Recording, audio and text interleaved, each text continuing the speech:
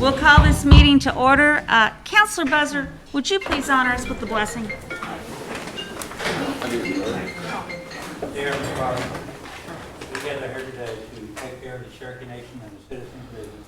We ask that you keep your hand upon us. We also ask you to keep in your prayers and keep in our prayers all the people that have the COVID-19 and ask for their speedy recovery. And ask all of our troops that are serving here in America and those abroad to keep your hand upon those people to be safe. And we ask all of this in your name. Amen. Amen. Thank you. Shelley, you want to do the roll call? Yes, ma'am. Mary Baker Shaw. Ani? Mike Dobbins. Here. Keith Austin. Here. Harley Buzzard. Here. Joe Bird. Aye. Julia Coates. Hello from Los Angeles, where it is 7 o'clock in the morning. Yes, I am here. Thank you. Sean Crittenden. Aye. Joe Deere. Aye. Hayden Duncan.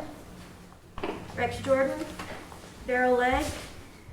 Weston O'Fire. Amen. Dora Petzkowski. Here. Mike Shambaugh. Here. E.O. Smith. Here. Janice Taylor. Here. Victoria Vesquez. We do have a quorum. Okay, thank you. Okay, next order of business, approval of our minutes. Any discussion? Nope, they look good. Main question, they be approved. Okay, all those in favor of approving the minutes? Aye. Aye. Thank you. Okay, reports. Claremore in Service Unit. Is Mr. Valier here with us today? Okay, everybody can review the written report that he did submit. And are there any questions that we should forward to Mr. Valier on this? Oh, very good. Okay, that takes us to Cherokee Nation Health Services. Dr. Jones, can you hear us? Yes, I can hear you fine. Can you guys hear me okay? Yes, we can. Would you like to give us a report, please? Yes, I will. And thank you for having us here today to give you a report. It's been kind of a crazy 3 months, and we've had the opportunity to inform you on what's been going on with us. So a little bit lengthy here, but I want to kind of bring you up to date on all the things that have happened and the things that we have been doing the last 3 months. As you can imagine, our health system's been very busy, not only with our regular operations that we have going on, but with the COVID pandemic, of course, also. So if you don't mind, I'll go ahead and just kind of go through it, and then at the end, I'll open it up for questions, if that's okay with you. So I'm going to go back to January 21st is when we had our first case, COVID case in the United States. Giving you kind of a timeline of what took place with us and how we changed operations and we adapted as things went through. On January 30th, we had a travel screening initiated for Cherokee Nation employees, where we were monitoring and checking and limiting travel and set up a system so that we could report travel as people and where people went.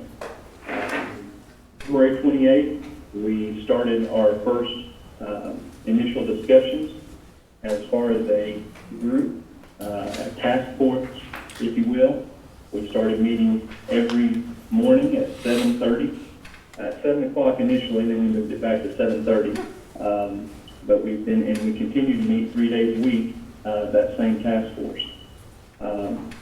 On March the 2nd, is actually when we started our task force. We also started communications with all employees on how we were preparing and the possible threat of COVID-19. March the 4th, I initiated the Emergency Operations Center at a level 3 threat, which meant that level is to prepare for an emergency. And then on March the 6th, we had our first COVID case in Oklahoma. On March 6th, we also established our COVID hotline, and then we began participating in situation update calls with the state of Oklahoma. On March 12th, we joined with the IHS on their COVID update calls and weekly. And then on March 16th, Chief Hoskins issued a shelter-in-place directive. On March 18th, Cherokee Nation began submitting requests to access federal strategic national stockpiles through the Medical Emergency Response Center, which, if you see those come through, it's called MERC, as well as requesting access to the Assistant Secretary for Preparedness and Response, which is ASPR, ASPR, and through their resources. So we began tapping into those federal resources for PPE and things that were becoming short. On March 23rd, all non-essential service lines were reduced to acute care only. On March 23rd, we also started our case monitoring. And on March 24th, our first COVID case within Cherokee Nation was detected.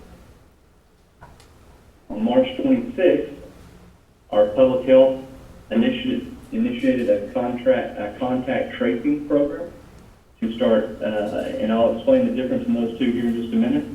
And then we also established a COVID clinic where we could put those patients away from the general population right into an area that we designated and created a negative pressure area that as those people presented to us, we could streamline that process a little bit so that they weren't waiting in the same areas that our other population or other patients were waiting. On the 27th, we developed a surge plan with our hospital to increase our capacity by 40% as requested by the State Department of Health. We were actually able to come up with a plan to increase this up to 100% so we could double our capacity. On April the 2nd, we began participating in community-wide work groups. Some of the city organizations had work groups that they wanted our input on, and we began participating in those. On the 24th of April, we started drive-through screening at our clinic. On May the 11th, we started our working with the CDC to gain assistance for subject matter experts, and that was an opportunity that they presented to us, so we started working on getting taking advantage of that opportunity. On May the 26th, we began testing health employees, or offered health testing to all health employees as they began returning to work through our phased reopening. On June the 5th, as our weather changed, we had to adapt to weather changes and change our hours of our drive-through operations and help alleviate some of the challenges that we faced with the heat in our drive-throughs. On June the 10th, we were able to get access to the FIDO program, which was Public Health Investigation and Disease Detection of Oklahoma. So we're working with the state and reporting our numbers and getting their numbers reported to us. And then on the 15th, we developed a guidance handbook with some of our departments, with public health, our nursing department. There were, Ms. Shepherd was the lead on that project, and then we presented that to the other executive directors for kind of some guidance to help them as they started reopening their facilities and some of the things that we had learned because we were open the whole time, and how to just helpful hints and how to report things and how employees coming back, if they're tested positive, how they should handle those, and contacts and things of that nature. So that's some of the highlights of some of the things. There's a lot of other things that went on, but those are kind of the highlights that would pertain to the information that you might want. I want to go into a few of the things we did. So with the call center, we had 4 different hotlines that we were set up. We had a general hotline or COVID hotline.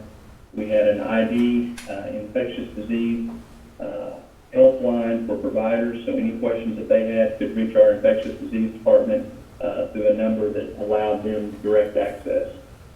We developed a Cherokee speakers hotline for any questions that they may have, any translation issues that we may have in getting that information out to our Cherokee population that may have a little bit of trouble communicating with, they had communication barriers.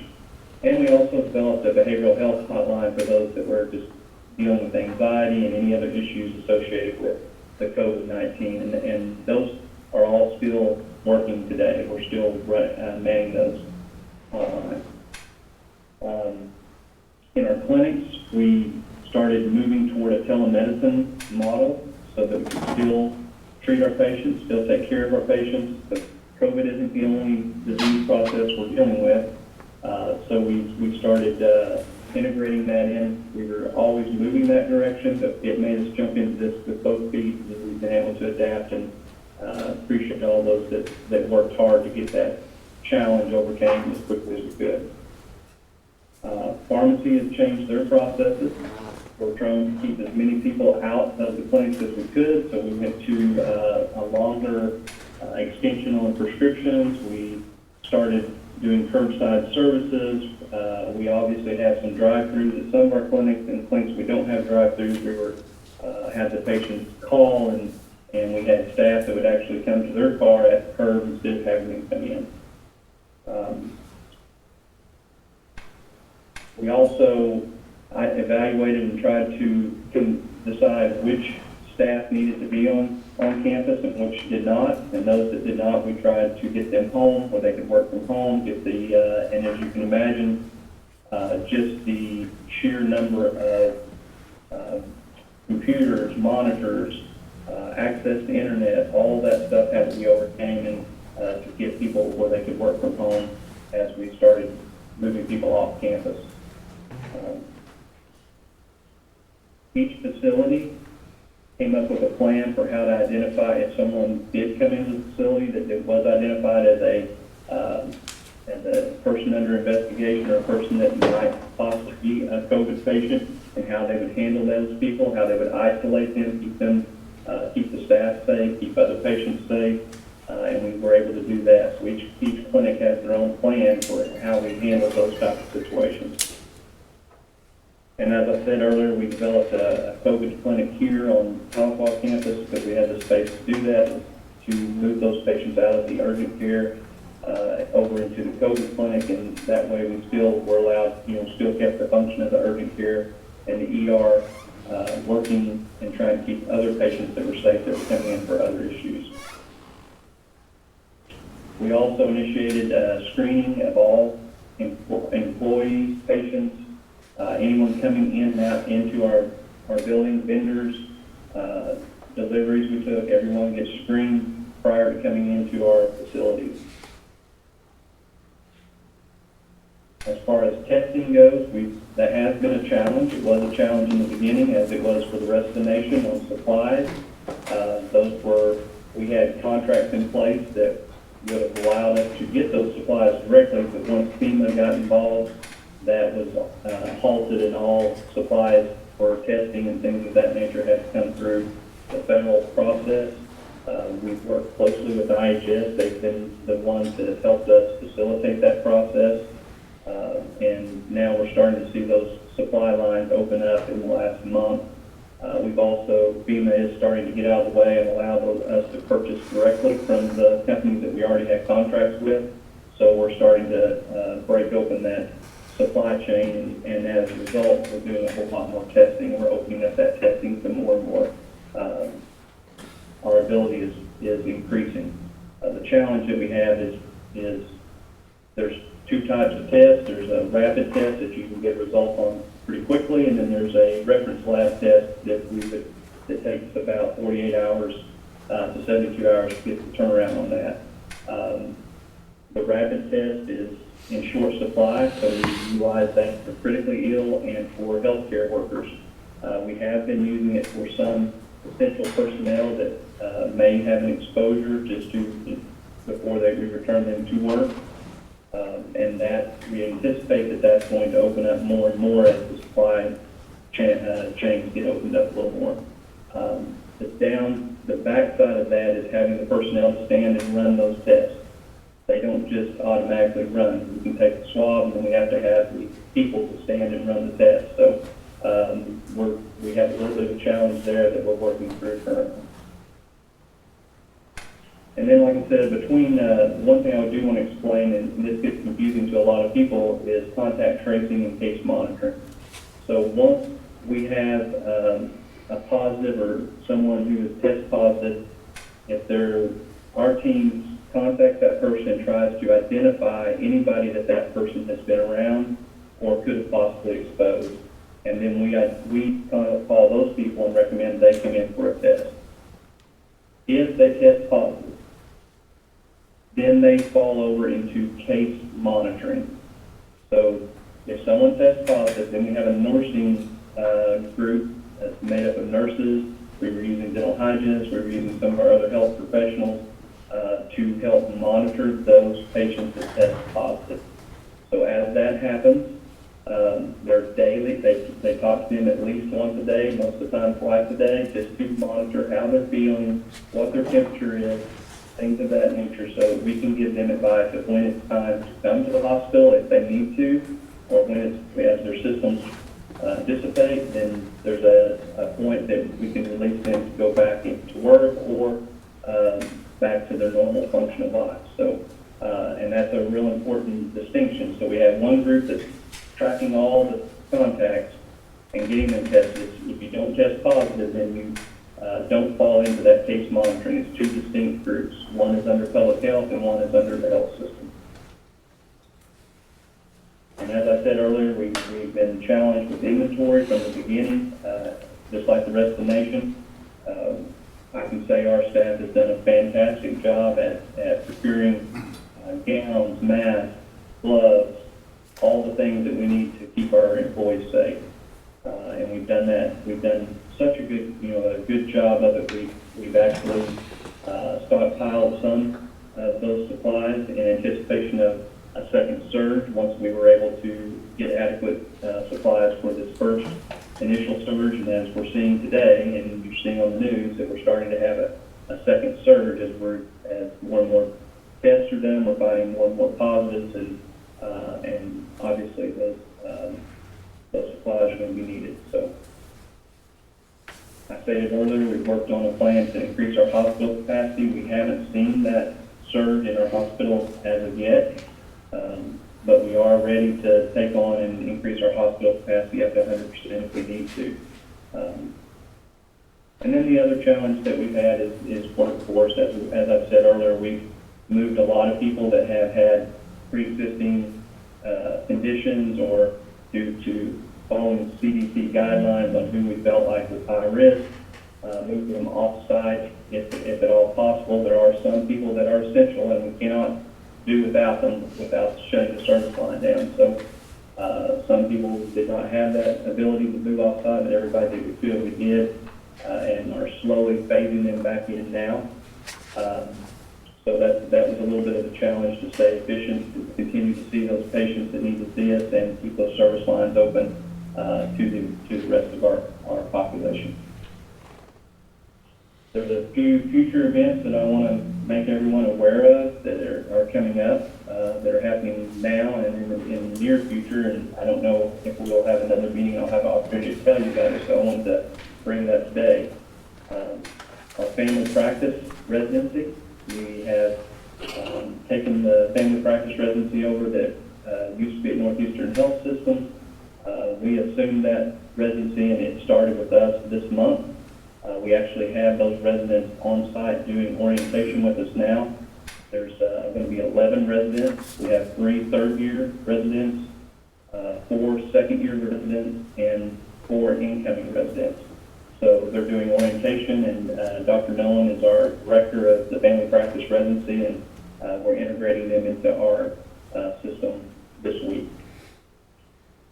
On June 29th, next week, we have 2 new audiologists starting with us. That'll give us a full 3 full-time audiologists. That's an increase over what we've had in the past, and hopefully we'll be able to get that backlog under control. So that's something we've been working on. I know it's been an issue for you guys, and you guys have felt and heard the constituents bringing that up to you. So just to let you know, we have 3 full-time starting next week.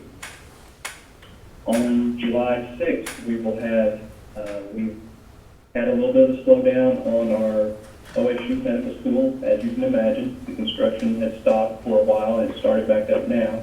But that put OSU behind with their entering class of medical students. So we worked with OSU to give them some of our educational room space here at the CNOC or at the outpatient facility. So on July the 6th, they will be arriving and starting to utilize that space until their space is ready in their new building. And so that's an integration process that we're working through currently to make sure that they have their own access and to that space and not interrupt or interfere with our service lines that we have and with our patients. Also on July 7th, we have a new program that we are working with Health, Career Services, and Indian Capital Technology Center as we work together to start a medical assistant program. That's a new program. This is going to be the first class. We have identified that medical assistants will be a need and something that we need in our health system. They're hard to find, those trained medical assistants, so we've started a program to grow our own in conjunction with, again, Career Services and Indian Capital Technology Center. And then the last thing I want to, this is something that you all need to be aware of, and you write these dates down. We are moving the refill center, the prescription refill center, from Muskogee to Tahlequah. We're moving it out of Three Rivers Health Center and over into the TEC building. This is going to allow us to expand the line and increase our capacity. It's also going to allow us to take the space that's taking up at Three Rivers and turn it into primary care space to increase our access there. So this is going to happen starting at the end of this month, and it'll run through, it'll take about it'll be a 4-week transition. During that time, we have a contingency plan where all of the pharmacies at the local clinics will be taking over the refill responsibility. We'll be taking the staff that normally works in the refill center and moving them out so that they can help facilitate that need. So the patient should not see an interruption. But if something does occur, and we are here to try to solve those problems and help. So if you do get any kind of concerns, please give them to us, and we will do our best to facilitate those. We're trying to anticipate every aspect and be proactive and have it ready so the patients don't see a change in how things occur to them, but it is something that we're working on. We've had this on the board and scheduled prior to the COVID issue coming up, and these companies that move this type of machinery and their timelines are way out, so it's not the most ideal time, but we need to take advantage of it while we can. So the other thing I want to reiterate to you guys and let you know is that our staff has in health and other departments as well, that the ones that I know of and that I'm familiar with and work with every day in health have stepped up. There's so many challenges that we've had over this pandemic. It has been a continuous learning curve for us. We are continually looking at how we can do things better, how we can serve our patients better, how we can keep our employees safe, how we can keep our patients safe. And those processes have changed sometimes daily. So in some cases, the CDC would give us guidance in the morning and they've changed in the afternoon. And I just can't emphasize enough how our patients and our employees, everyone has been wonderful. They've been flexible to work with us and help us get through this together. We had some situations where our contact tracing team has identified a hot spot and we needed to go out to the community and test. And we've had as little as 48 hours, sometimes less notice. And our staff has stepped up, overcame the obstacles, made it happen. And so I want you guys to know that how proud we are in leadership on our side and how proud you should be of this great group of people that we put together, the actual heroes on the ground that are working each and every day. It's definitely a health system that you can be proud of. And I want to make sure that we acknowledge all folks that have stayed and worked and and all those that are continuing to work. Some of these people are working from home, calling people every day and monitoring, and the appreciation is hard to express from our standpoint. And I want you guys to understand how much hard work is going into to keep our citizens as safe as we can. And that's the conclusion of my report. If there's any questions, I'll be glad to answer them. I have Dr. Montgomery also with us in case there's any other questions that you might have for him. Excellent report. I want you to know how proud we are of all our healthcare heroes. We really are. Let's take questions. Councillor Deere, I believe you have one. Hey, Jones, just a couple of quick things. We talked about reorg before COVID about a year ago. How's it going with the nurses and hiring the staff that are essential? And how is employee morale with all the clinics, with them having to work so much around all the different clinics and drive-throughs? Well, I can say that, you know, as far as nurses are in short supply, there's no doubt about it. There's a lot of strategies going on out there that we're competing with that are trying to recruit nurses even away from us. So we're looking at some different strategies to help facilitate that. Clinic morale, you know, it's been a long, strenuous process. I feel like talking with all the directors, the clinic administrators, and that our folks have stepped up to the challenge, and the morale has been good. And you know, we're in an industry, a service industry, where this is our time to step up. This is healthcare. This is what we're here for. And these types of situations is an opportunity for us to step up and lead our communities and lead and be there for our patients. So from that standpoint, I feel like, you know, we had a few issues along the way, nothing that we haven't been able to overcome. But for the most part, I feel like people are tired. I can appreciate that because it has been a very long process and a lot of change that comes daily. And as you can imagine, anytime you have change, it's hard, especially if you set up something one day and then the CDC or someone changes that the next day, and then we say, okay, we're going to change or adapt to this process because they've increased the number, you know, the symptoms, or they've increased the list of people who need to go home. And so those have been challenges, and those, you know, there have been, but I would say for the most part, 99% of the part, I guess, our staff has done a fantastic job and stepped up to the challenge. Wonderful. Wonderful. Okay, so has the process on hiring people gotten a lot faster than before? We had talked about this a while back, about getting people hired faster through HR. Is that easing up on you? You know, our focus through this process has been getting people home and getting people, and currently it's getting people that we sent home back. I can't really speak to the process of HR just because that's not in my department, but you know, we haven't done a tremendous amount of hiring during this time. We've hired a few critical positions, and our recruiting continues to go onward with our medical professionals. So I have not had any specific incident where I've been brought to my attention that this has been a delayed process. So in my opinion, we haven't seen that be an obstacle at this time. All right, thank you. Okay. Councillor Julia Coates.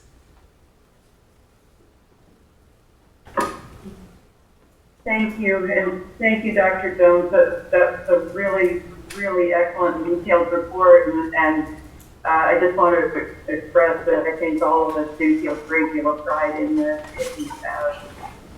whole system, all of the workers, all of the administrators, everybody who has done a wonderful job on this. My question is that if the report that you just gave us might be available in some kind of a written form that we can use to brag on you all. Because I do feel a great deal of pride, and I'd like for that pride to extend out to all of our citizens.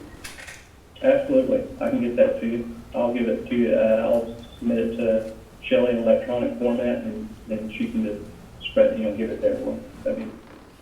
I appreciate that very much. Sure. I have a second question. It's a much probably lower level question, but I didn't know the answer to it. I had an inquiry a couple of days ago from a constituent about the possibility of externship with the Cherokee Nation, and this one specifically was in ultrasound technology. I hadn't heard that we ever offered things like that, but thought I'd ask. So, and right now, we have a lot of students that come in and out of the health system. And as far as IT goes, I can't really speak to that. But as far as students that come in and out of our systems for different types of training, we have limited that during this time.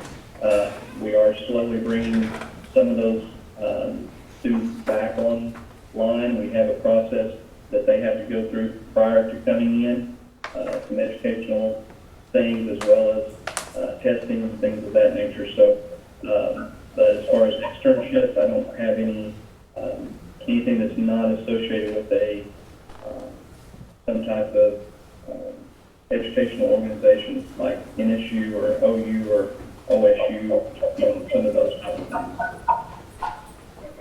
Thank you. Okay, Councillor Buzzard. Yes, Dr. Jones, I had two questions. The first, what's the policy on the citizens to go up to get testing to the drive-through? Do they have to be have symptoms, or is it just first come, first serve, or how are we handling that? So our drive-through is set up to, it's basically a screening process and to screen to see if you need to be tested.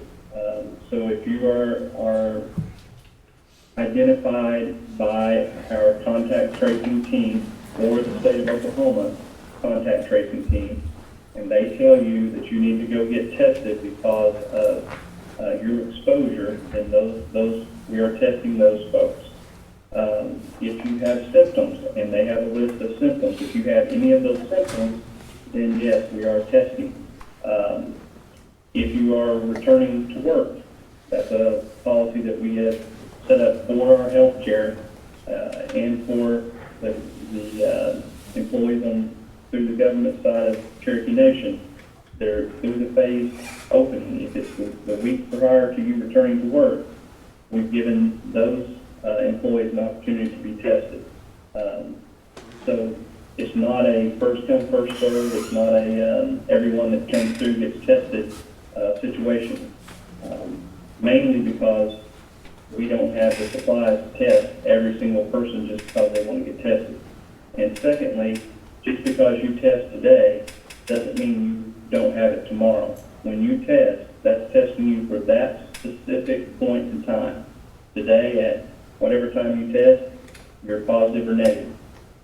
Past that, it doesn't give you immunity. It doesn't tell you that you're safe tomorrow. It just gives you that point of time. Right now, up to this point in time, you're positive or negative. So, the usefulness of that test is it's good to test. If someone has symptoms, we need to know, and we need to know if we need to isolate that person or if it's just if it's a normal illness, a normal cold, or in some cases, when we started this, we were still dealing with the flu, so we were trying to decide, is this flu or is this COVID that we're dealing with? And, that's two different ways of dealing with those illnesses. So that's how the drive-thrus work, and they're open from 8 to noon. We initially were doing it through the middle of the day. We had to move it to the morning, mainly because of the heat, and the ability to set up and take down those exterior facilities. We also, if anyone presents to our clinic, they can come through the clinic and get tested, even though it's after the drive-through hour. They just go through our we have a process set up at every one of the clinics, so that if someone presents with symptoms, we can move them into a room and get them seen. So it's not limited just to those hours. If someone has symptoms and it's 2 o'clock in the afternoon, we're still going to work them through the process and get them seen. Okay, thank you. The other question I had is the recall on metformin. I haven't seen anything in the news from Cherokee Nation notifying our citizens about the recall on it. And I'm having really concerns about it, why we haven't got this out to the public yet. So I'll let Dr. Montgomery speak to that. Metformin is a oral medication used to treat diabetes. It's been around for several years. By the way, can you hear me okay? It's been around for several years. We were notified on the 15th by the manufacturers of metformin that there were some lots that were contaminated, had a trace amounts of a contaminant. And Councillor Buzzard, I'm surprised, I sent on the 19th, I sent out to all the health providers an email notifying them of the recall. And we began notifying patients by phone and are sending letters out to them, those patients that were affected by or potentially had medication that was in those lots with the contaminant. So we haven't sent out a large notification, but we have, I think we're close to contacting all the patients by phone. And as I said, we're sending out letters to all those patients that were affected. So again, it's an oral medication for diabetes. We don't want patients stopping the medication. We want them to, just when they can, come in, get the new medication that's not engaged in the recall. This was, by the way, a voluntary recall. It was not initiated by the FDA. So we have been reaching out to patients and notifying them about this and asking them to come in and exchange their medication. Okay, well, I just had some concerns, you know, diabetes is pretty rampant within our citizens, so it sounded to me like you're on top of it, and I just really concerned about it, but thank you for your reply. Okay, Councillor Dobbins. Yes, Dr. Jones, the last 90 days or so, how would you describe our level of contract health spending? Well, our contract health spending it's twofold. It's gone up because of some of the things that we've had to refer out that we haven't been able to do inside our system as we went down to acute care. But on the other side of that, there hasn't been as many patients coming through either because patients have chosen either not to come in or we've done televisits and we reduced that number of patients being seen. We saw a pretty large drop-off of even in our urgent care and ER through the peak of April and into May, where people just didn't come in, where they might have come in for something that at one point through fear or just because of all the publicity of stay home unless you need to go. We haven't seen that. Now that has started to ramp up. As of late, those numbers in the urgent care and ER are starting to climb again. It dropped off to about a third of what it was prior to. So, but we've seen those numbers every day starting to increase. So those numbers, I'm sure, will continue to ramp up as we move forward and start to bring those patients back. Also, keep in mind that the state of Oklahoma made recommendations to all elective surgeries, all surgeries that could be put off were put off. Procedures were put off, and we're just now starting to see that open back up. There's some regulations on how to move safely into that, which requires patients to get a test prior to having surgery. So that has slowed down that process a little bit as things have gotten a little easier and people have understood that this is what I have to do before I have my surgery or before I have this procedure done. That's starting to ramp up as people are getting used to that new process. So we saw a drop off, but it's slowly starting to increase. I know that's a long answer to your question, but hope that helps you understand kind of where we were at and where we're headed now. Thank you, Dr. Jones. Councillor Shambaugh. Dr. Jones, first of all, I want to thank you for returning my calls. I've called you several times. I know you're busy, but you always return my calls. And thank you for addressing some of the problems that I had brought to your attention. I just wanted to point out that, I know that, our clinics, I think you guys have done a great job in in what you've done in our COVID clinics. I mean, I've been to the drive-through, I've been to the Salina drive-through, but as you know, there was a problem with the Salina drive-through, and they didn't have fans for over a month.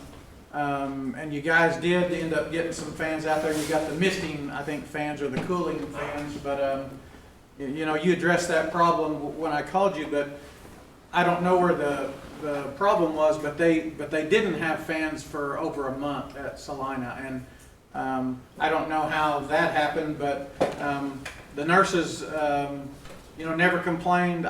They didn't call me about it, but a person who drove by had called me and said the little girl in the smock and the face gear was just dripping wet, and you know, the heat index was over 100 for a week. So I don't know why it happened, but I appreciate you fixing it. But you know, it did happen, and that was kind of concerning to me. Well, we you know, had tried to address those as fast as we can. Of course, we had fans available, and I think in Salina, that in particular, they went to shorter shifts and rotated people in and out. But it was a challenge, and then when we identified that, you know, we needed to purchase all of the cooling systems to have the water cooling systems for all of our tents, which we identified prior to the heat starting to peak up. Unfortunately, throughout the whole nation, because of the way things slowed down, people are backed up on purchasing. So we ordered it earlier, but we didn't get them, you know, for 10 days. And we were, you know, told we could get this in 2 days. And and then getting them out to the places that they need to go. So we've had challenges with supply lines as we identified things that we need to change. And again, we changed the hours. Instead of 10 to 2, we changed it to 8 to 12. And we talked about decreasing the time down to, you know, doing it from 9 to 11. But we want to have that access available for patients and community members to come through and get tested and keep them out of the clinic.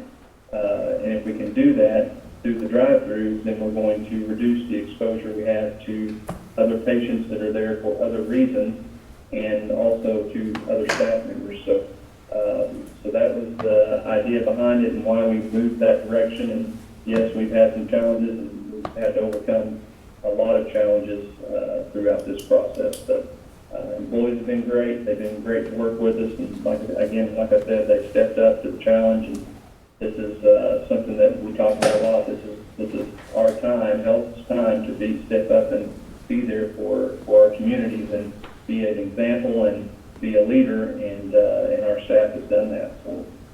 Yeah, I agree. I think you guys have done a great job. I talked to both administrators from Jay and Salina, and they said everything was going well, and the new things that you implemented were going well. The people were responding good, so they didn't have any problems. But the only other thing I have to ask is, or a comment, Mr. You know, I keep singing praises on him, but you know, Mr. Carey does a good job in contract health. He really works his butt off, and is he overwhelmed, or is he keeping up, or? I know he has a ton of stuff to do, but I know there's a lot of referrals. We have, you know, we went through some of the challenges, and I mentioned this earlier, as we started sending people home and getting those people set up so that they could work from home.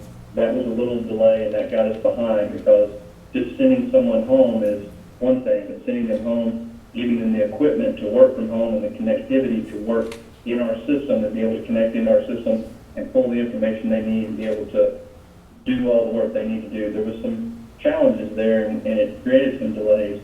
Mr. Carey has been able to overcome those. They had a little bit of a backlog. They've worked through some of those backlogs, and of course, not being here on site, if you know, people got used to being able to walk into the clinic and bring their issues and talk to someone face to face, and that we had to eliminate that during, and we're still not to the point where we're having the people come in face to face. So a phone call, a return call, an email sometimes takes a little more time to get back to someone and then be available when you call them. So we do have a limited staff, and we have increased that staff somewhat, what we've been able to through this process to help, and we've pulled staff over in different departments to help where we've had backlogs so that we can get through this and work as a team. So as I said earlier, when we've taken people that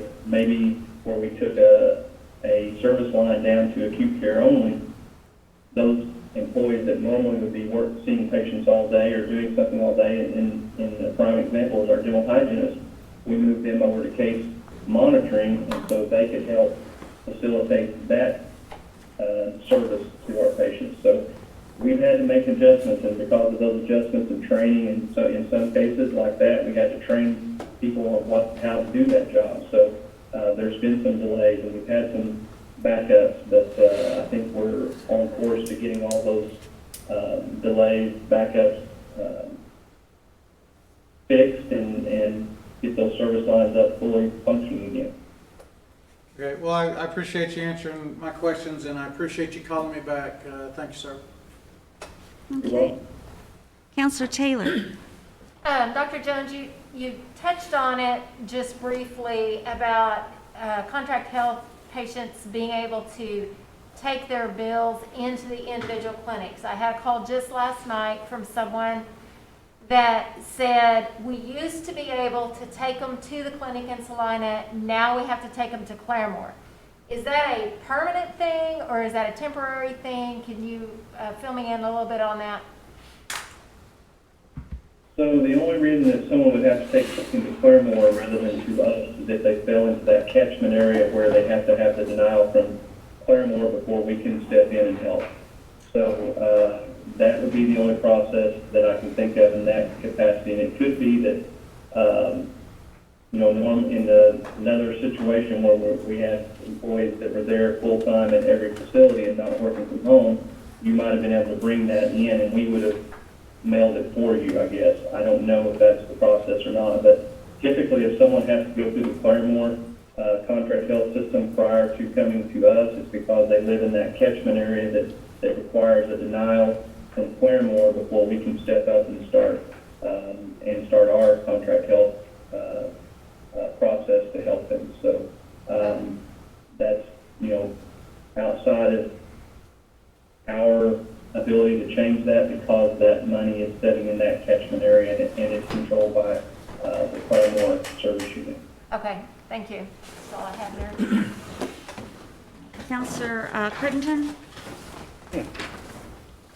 Dr. Jones, again, I want to be one that thanks you and your staff. Wow, what we're dealing with. What a good thing you guys are doing, and I know all of us council people, the main way we monitor how things are going in every department is our phone calls, and it's been pretty positive. So thank you again for that. Where are we at on the Stillwell Clinic construction? Of course, understanding the times we're in, but what's the plans right now?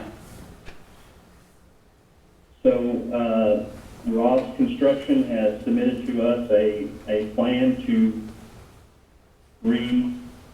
start back, and their plan had, they submitted to us and to our public health department, showing us what measures they were taking to protect all those involved that will be on site and working. That plan's been approved, and I'm not 100% sure I can get that to you this day that they're going to resume construction, but that day's coming up pretty quickly. And again, I should have that off the top of my head, but I don't. I'd have to go back and review their plan. But they did submit a plan, and everything's been approved for them to restart the construction. So you'll see that starting pretty quickly. I want to say it's right after July 6th or 7th, but I'll get that for you and I'll get it to you. All right, and let me ask you this: I do get a lot of calls from employees at C&B, the casinos, and CNI, and different entities. And it's my understanding if an employee has been possibly in contact with somebody with COVID, that they're using their leave and can go to a Cherokee facility and get tested, and hopefully that 2 or 3 day turnaround on a test, and then they're either negative or positive. Negative, they go back to work. Positive, there's another process. Is that going pretty good, doctor? And my question on that is, if they just think they've been exposed, are they allowed to get a test, or do they have to show symptoms just like anyone else? They wouldn't have to show symptoms. In the grand scheme of things, we're probably all exposed or going to be exposed if we haven't been exposed. So, and we don't have the testing capacity to test everyone, so we have to kind of do that screening when people come through. That's employees. There's a lot of concern and a lot of when people here. We had a situation here in Tahlequah where the city pool got shut down because of someone testing positive. Well, every person that's been to the pool thinks that they're exposed, and that wasn't the case. They didn't have all the information to know if they were or not, and so the recommendation that we give them is that if you think you've been exposed, and you need to monitor yourself. You need to monitor your temperature. You need to monitor your symptoms. If you start to have any symptom at all, then yes, you need to come through and get tested. But just because you think you've been around someone doesn't necessarily warrant a test. We are, again, offering that up to all employees on the government side. C&B and some of those entities have listed us as a resource, but they have their own testing plan that allows them to be tested before they go back to work. I'm not privy to all the details of that plan, but it's something they work through independently of us on how they're handling that and how they're handling their leave.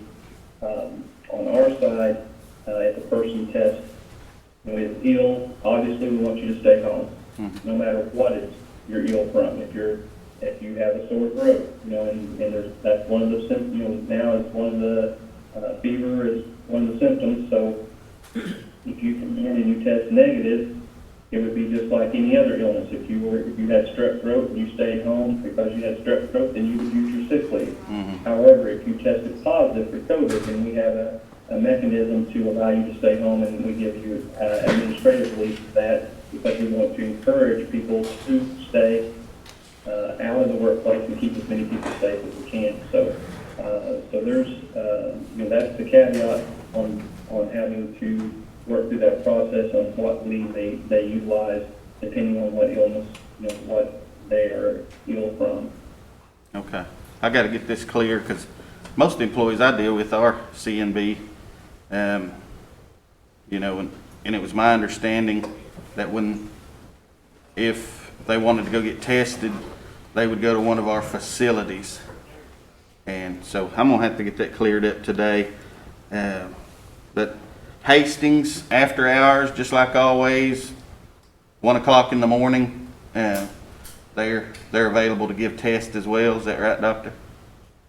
Well, yeah, our urgent care and ER has the ability to test, and if someone shows up obviously to the ER and they're critically ill, then we have the rapid test mechanism, and we always follow that up with a reference lab test as well. So, because if someone's critically ill, we need to know if we need to hospitalize them right then, versus someone who just has symptoms and can be at home and recover at home. So there are some, but yes, to answer your question, it is available. You go into our emergency care or urgent care or emergency department, they have the capacity to do everything that they need to do to facilitate the treatment of that patient.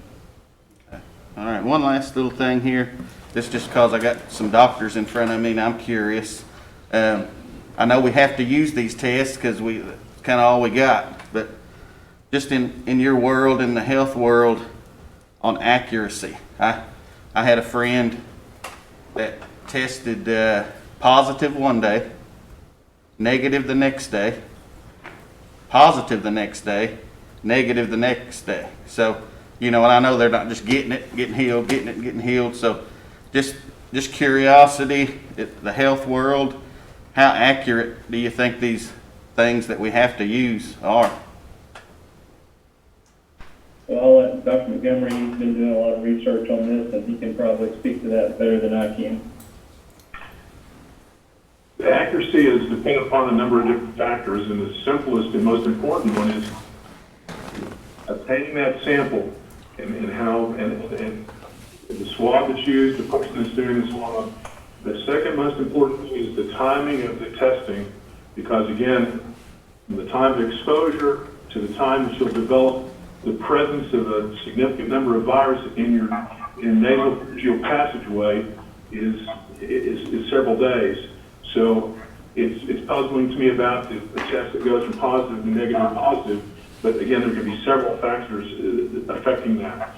But a well-timed, well-performed swab, person has a fever, they're coughing, they think they might have been exposed to somebody, they show up in our ER, they show up in our drive-through clinic, they have a swab done. The test that we have, the type of test that we use, is a very accurate, it's a very sensitive, is the word we use. The sensitivity of that test is around 95%. So again, and the specificity, the fact that that test is only going to pick up the COVID virus is also very high. So these are good tests, but there are just other factors that affect the ultimate result. And I hope that's a good explanation. Yeah, let me say that particular incident I was talking about wasn't at one of our facilities. So I'm thinking you guys are doing better testing. So thank you. I'll just add, we've done internal quality assurance type testing where we've done duplicate tests just to validate the test that we're using. We've had very, very good results, suggesting our staff is doing a good job. A great job. Thank you. Okay, Councillor No Fire. Just a couple quick questions.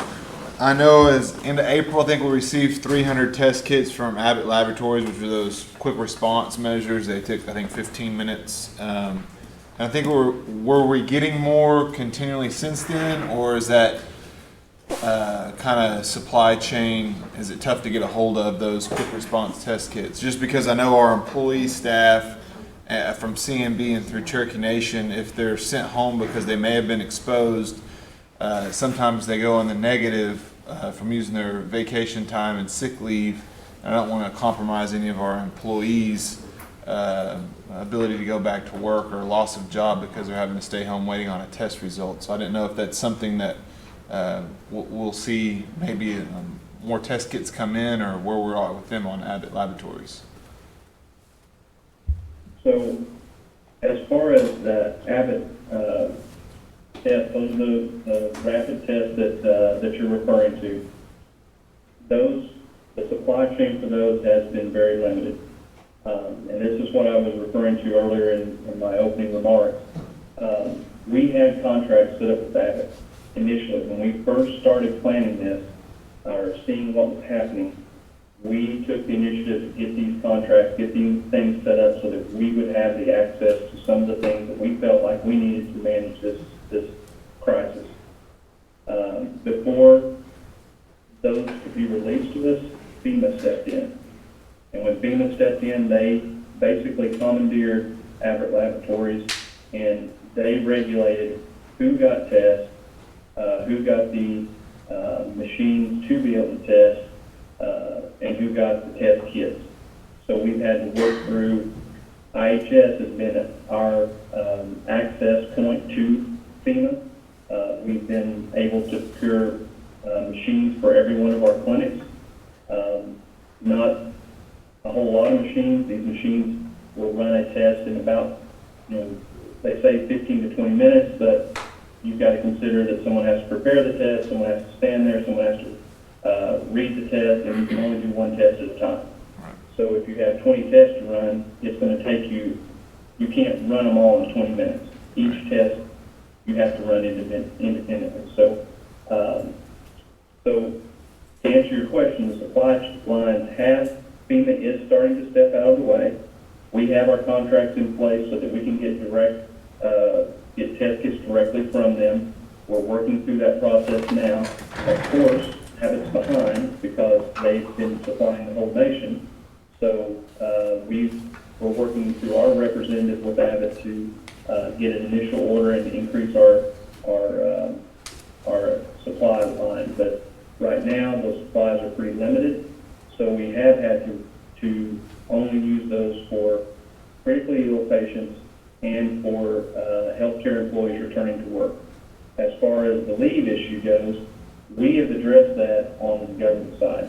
Again, we've had administratively, we've had some situations where an employee, for one reason or another, because we have to use the reference lab if you're not an essential healthcare worker, or if you are returning, we sent you home because there's a possibility you're exposed, and maybe it's a lot longer. Most of the time it takes 48 to 72 hours, but in some cases it did take longer because the lab got overwhelmed. So in those cases, we retroactively went back and fixed those for those employees that we've known about on our side and what we've known about in health. I can't speak to CMB. I don't know for sure what their policies are or how they're handling that. I can't speak to that. So, but I do know that they do have a system for getting people tested. We do help if they have someone that they send to us in certain cases, but we're not equipped to take on that whole workforce with our supply line currently. So we've had to help where we can, but we can't just open it up and say every CMB, every employee that's for all of that side of Church Nation can come to us and we'll do a test on it and get it back. We're hoping that we'll get those supply lines opened up enough that we can do that. We'd like to open it up to the general public. If anybody wants to be tested. We're just not there yet. Gotcha. We're still working through those supply chains. Appreciate it. On the other question I had was on our health provider. I know things have changed up a lot with their RVUs because they're only able to see limited clients in person. Are they still able to hit their RVUs whenever they're doing the telecommunications? Is that still counting to those things, and have they been taken care of, I guess, with that in respect? So are you asking if they're still able to bonus, or is that? Yeah, just still hit their RVUs on what their goals are, if it's kind of hindered them on the telecommunications, or is those still counting towards it? Well, yeah, they still receive RVUs on their visits. We are looking at, of course, no one anticipated this type of pandemic. Right. So we are looking at adjusting some things, and that's something that we will be, Dr. Montgomery and I will be addressing in the up and coming weeks. There are still some providers in our system that are bonusing, that are hitting above their marks on RVUs. There are some that are not, and they're still getting their salary. They're still getting their contractual salary. We did not reduce that and haven't reduced that in light of all the changes that we've made. But the bonuses, as far as that goes, no, we do not have as many providers bonusing, of course, through this pandemic as we had prior to it. And we were on an upswing where we had a lot more each time each quarter, those bonuses, those providers that were on that bonus list were getting more and more providers each time before this hit. But it is a challenge, and we are going to have to look at and adjust what we do for our next year because the delivery of healthcare is changing. We're going to be a hybrid system moving forward. This is something that our team is working on currently. How does the delivery of healthcare look moving forward? We've had to jump into telemedicine with both feet, and this is something that we were moving. Like I said earlier, we were moving toward it slowly and cautiously, and we had to jump in with both feet. So moving forward, we're going to have a hybrid system. It's going to be made up of telemedicine and face-to-face visits. There's no way you can do all medicine through telemedicine. You have to have labs. You have to have those face-to-face visits. We're going to identify how that looks moving forward and how we will staff our clinics moving forward. So there's going to be some changes to our health system in the future, and how we will have accountability measures, how things will be measured in the future will change with that. Appreciate it, Dr. Jones. Appreciate it, Dr. Montgomery. Thank you. We're going to have to hurry and wrap this up. It'll Councillor be- Shambaugh. It'll be really, really quick, but this is very important and it needs to be said. One of the most important things I think you guys have done, and I talked to Chief of Staff several weeks ago, is hazard pay. You have a lot of people who have put their safety, on the line, and you guys have given hazard pay. I think that's one of the best things for morale, and it's just the right thing to do, and I just want to say thank you. I'm not wanting any comments, it's just you guys have done a good job by giving that, and a lot of people are very happy. Speaker Byrd. Yes, Dr. Jones, a lot of good things have been said here this morning, but I just want to commend you and your staff for the outstanding job that you have done in taking care of not only our employees but our constituents. It really makes me proud to be a Cherokee tribal member, and I wish the rest of the state would follow our lead, the counties and the state and even the federal government. It's difficult to educate these people on how important it is to do the basic things like wearing a mask. And they try to justify it by not wearing a mask, and I just don't get it. And I guess what we could do is the update that you gave us today, somehow we need to communicate that back to our constituent, and I hope most of them are listening. But having said that, I'll end this with a short question here. Of all the tribal members that have been tested positive in the 14 counties, do we have the numbers of those that have been hospitalized? I can get that number for you. Within the Cherokee Nation, our hospitalizations have been relatively low. Yes. I can tell you right now, as of today, we have had 169 patients in our system that have tested positive. And according to the state, in our jurisdiction, in our county jurisdiction, we've had 1,407 people test positive. So, but hospitalizations, I don't have that at the tip of my fingers, but I can get that for you. It's something we watch. We watch it as a statewide hospitalizations. It's something that Dr. Montgomery and I meet with the cabinet weekly, and we show that we have some graphs to show those numbers that we get from the state that our public health team puts together for us.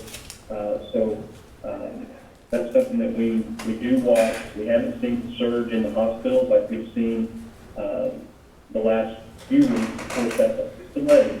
So we don't see the hospitalizations till about 7 to 10, to maybe even a little bit later delay from when you see the surge of positive cases, if we're going to have that surge. So it's a roundabout way of answering your question. We haven't seen the number of hospitalizations to correlate with the number of positive cases that we've seen.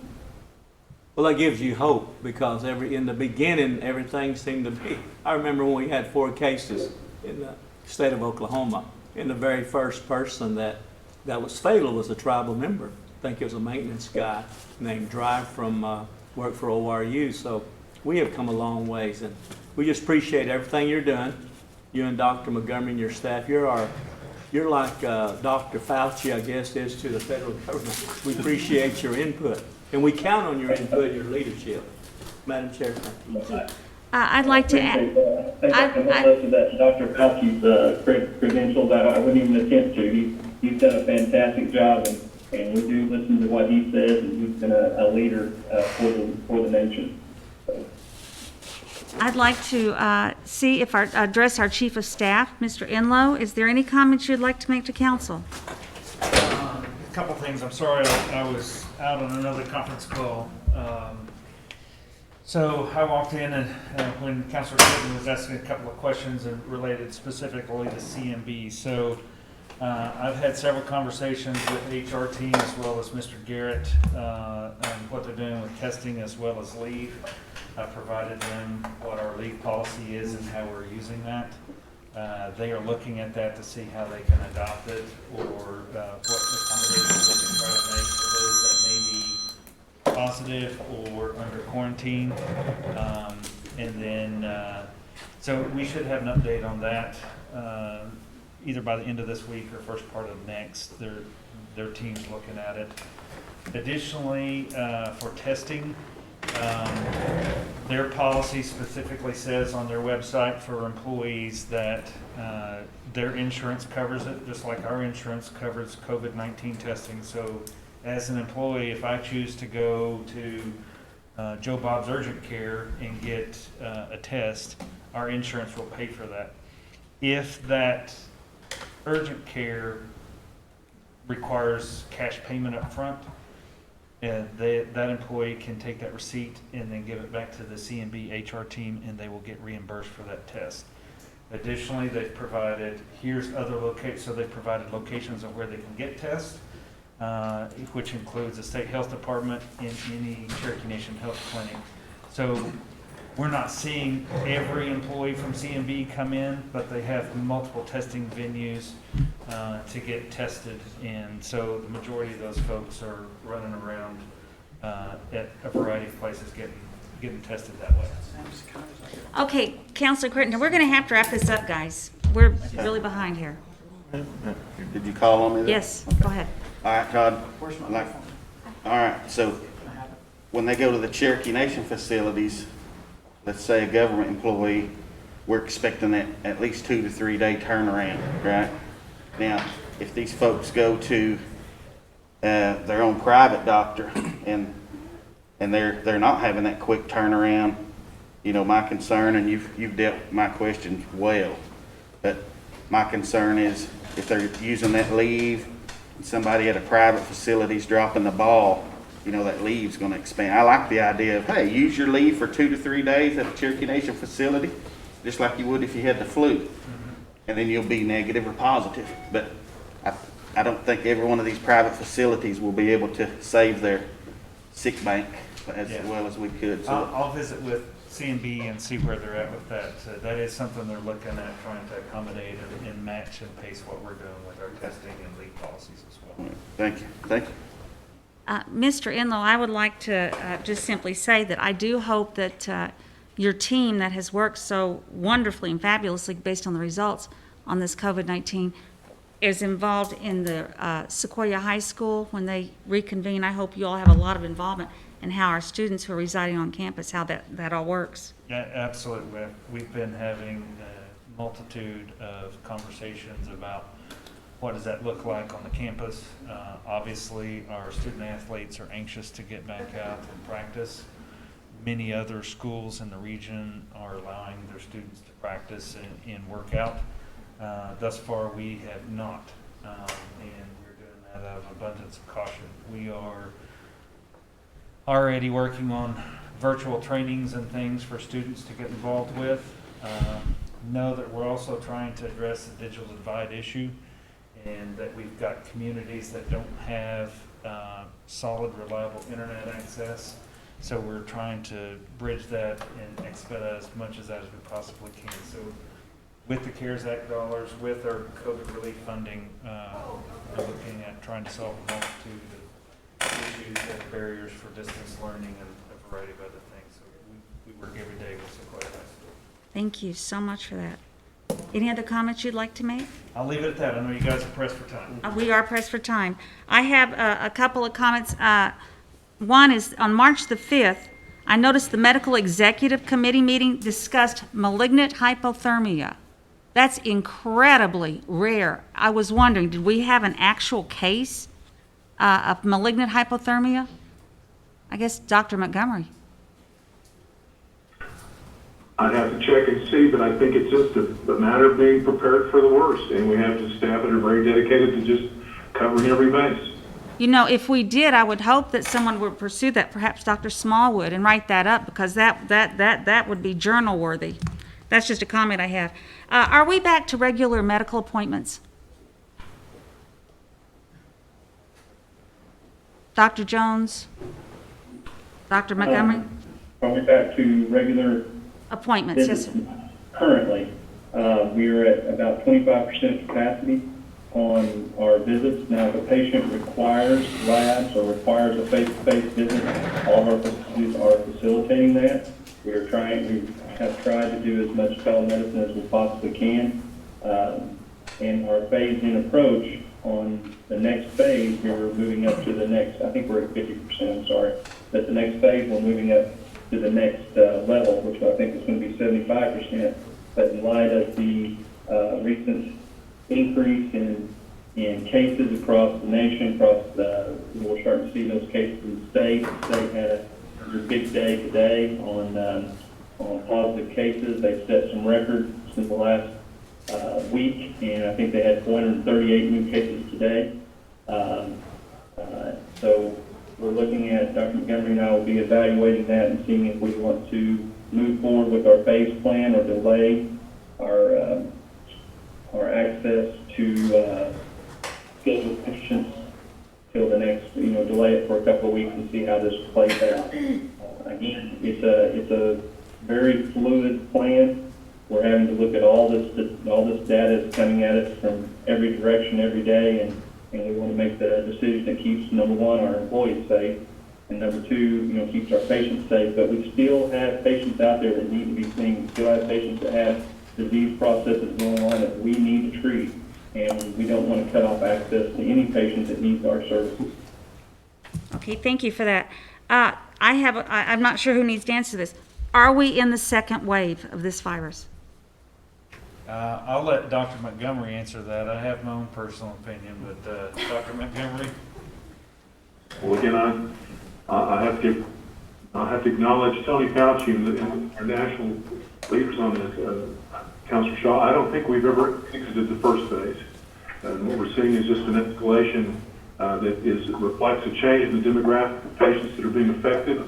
But I still think this is part of our initial exposure, and I think we're really seeing the evolution of this infection across the nation in a way that we couldn't have predicted. So I would not say that we ever really exited the first phase. Okay, thank you for that. And Chief of Staff, Mr. Enlow, did I understand that as of today we've had 169 positive cases within the Cherokee Nation Health System test? Yes.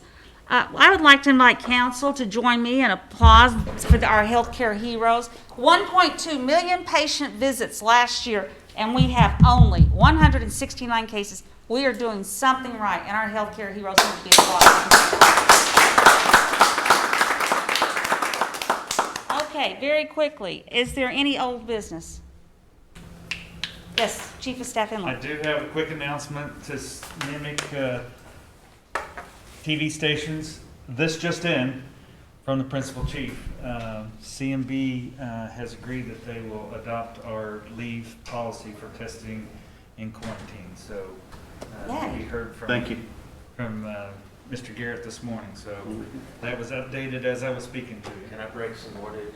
So Yes, we're gonna absolutely. hazard pay. We're gonna have a plan to do hazard pay for the CMD employees who were during the pandemic, and our other entities. I don't want to leave any out, but things like home health, things like that. We'll have to work with them within their structure using some of the CARES Act funds. We'll get details out soon. We appreciate that update. Thank you. you. That's good news. Okay, any new business? Any announcements? Our next meeting is tentatively scheduled for July the 13th at 1 p.m. That being said, I'll take a motion for adjournment. So moved. All those in favor?